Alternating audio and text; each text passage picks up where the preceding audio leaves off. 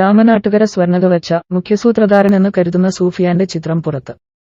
മെട്രോഭൂമി പ്രസിദ്ധീകരിച്ചത്. ഷെയർ.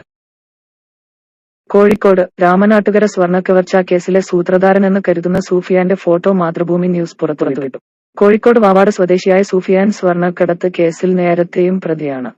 ഇയാൾക്കെതിരെ കോഫെപോസ നിലനിൽക്കുന്നുണ്ട്. സ്വർണ്ണക്കടത്തിനുള്ള വാട്സാപ്പ് ഗ്രൂപ്പ് ഉണ്ടാക്കിയത് സൂഫിയാനാണെന്നാണ് പോലീസ് കരുതുന്നത്. സൂഫിയാൻ നേരത്തെ 2 സ്വർണ്ണക്കടത്ത് കേസുകളിൽ പ്രതിയായിട്ടുണ്ട്. കോഴിക്കോട് ഡിആർഐയും ബാംഗ്ലൂർ റവന്യൂ ഇന്റലിജൻസും സൂഫിയാനെതിരെ കോഫെപോസ ചുമത്തിയിട്ടുണ്ട്. പരപ്പന അഗ്രഹാര ജയിലിൽ 6 മാസവും തിരുവനന്തപുരം ജയിലിലും കിടന്നിട്ടുണ്ട്.